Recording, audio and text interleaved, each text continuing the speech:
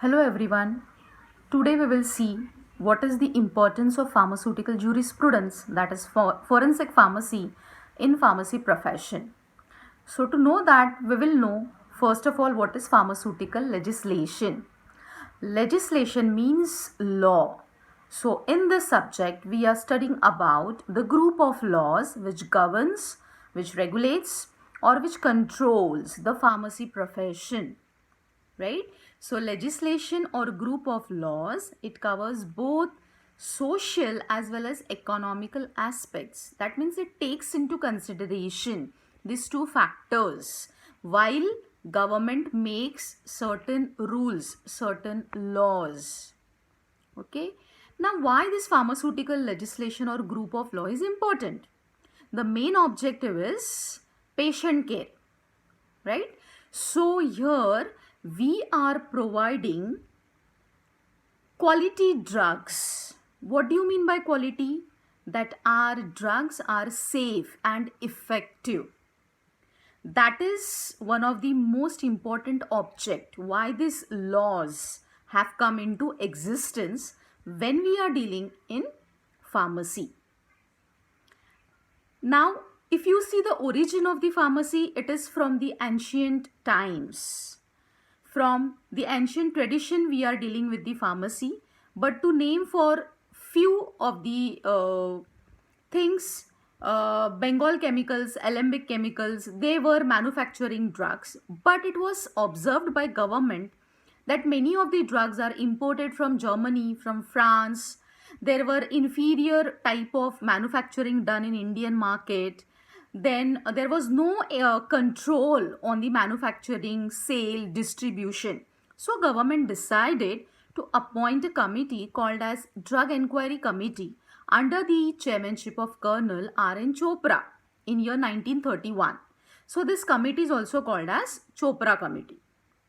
Now, this committee was asked to analyze or to regulate or to ensure smooth functioning of the pharmaceutical market regarding the sale, distribution and marketing as well as manufacturing. So what they recommended, very, very important, three recommendations they made: to set up PCI at the central level and at the state level, State Pharmacy Council, which will regulate the education. Secondly, they also recommended to set up Central Drug Department as well as Central Drug Laboratory. So both this Central Drug Laboratory and Department will work in coordination with each other, and the standard of the drug, the quality of the drug will be regulated, will be maintained. And this department, they will be well equipped with the staff as well as with the required amenities. Now this recommendations, it was implemented by the government but at a later stage due to this Second World War. So first they put on the bill called as Drug Bill in 1937, which was called as Import of Drug Bill. Later on, the changes were made and this drug bill was called as 1940, Drug Bill 1940. At the present, this drug bill is called as Drug and Cosmetic Act, which is very, very important, which rules or which regulates the manufacture, sale, distribution of the drugs as well as the cosmetics. And so on, the various acts came into existence and the importance of this act was known by all. So to name a few, the Pharmacy Act 1948, the Drugs and Magic Remedies Act 1954, Narcotic Drugs and Psychotropic Substances, other various acts, Factories Act, Indian Patent Act, Trade and Merchandise Act. So in such way, a group of laws, a group of act came into existence to regulate the pharmacy profession. Later on, in the year 1975, government decided to expand the manufacturing company of pharmaceutical industry with the aim to make available the essential drugs in the market. So they appointed a committee called as Harty Committee under the chairmanship of Jaisuklal Harty in the year 1975. Now this committee was appointed to promote growth in pharmaceutical industry, to have available to make available essential drugs in affordable prices, and also to make our country self-sufficient in technology also. So even this committee suggested certain recommendations which are again very important. They recommended a restricted, means a limited list of essential drugs which should be available in all medical facilities at affordable prices. Then promotion of writing generic names and dispensing generic names, not instead of brand names. Then to control the price of the essential drugs.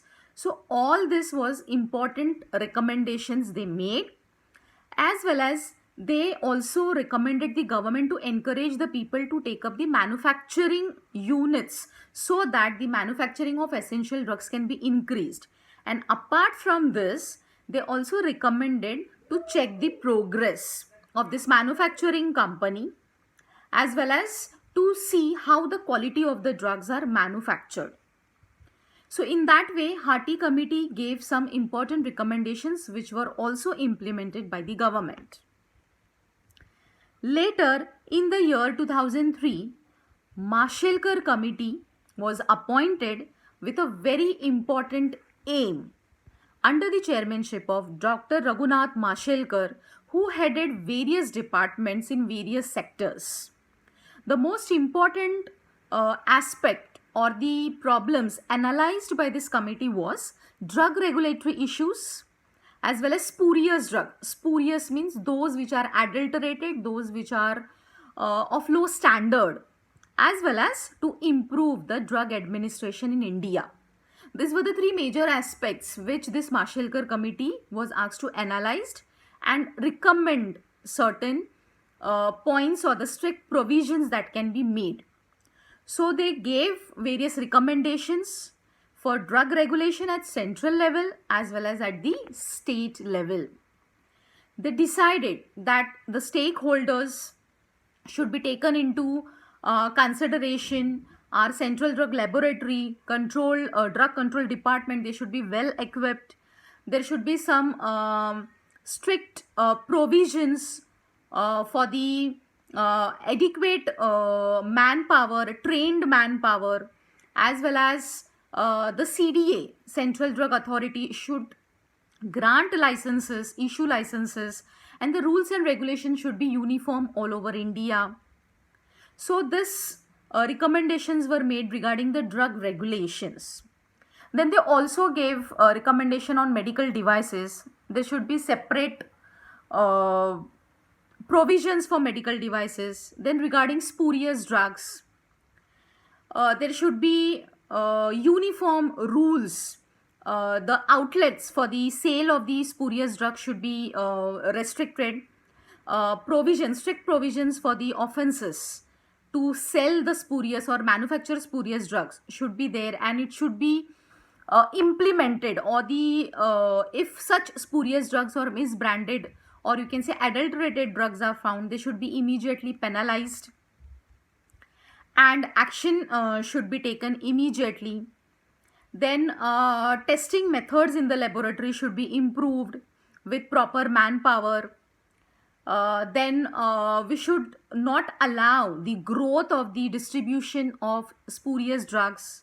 So all these recommendations were made by Mashelkar committee so that some improvement in the regulation of the manufacturing, sale, distribution of the drugs can be carried out, and there will be less manufacturing, sale and distribution of spurious and substandard drugs, which may directly affect the health, the safety of our public or the people who are consuming these medicines. So these were some of the important committees which were appointed by the government so that the pharmaceutical profession can be regulated and the various processes can be regulated and can be kept under control. The process such as manufacturing, sale, distribution, and even the technological aspects can be considered. So that is why we are studying the laws. These are some of the questions which can be asked on pharmaceutical legislation. What is the intent, legislative intent or objective of pharmaceutical legislation? That means laws. Then what are the recommendations given by the Chopra Committee, Harty Committee and Mashelkar Committee? Thank you.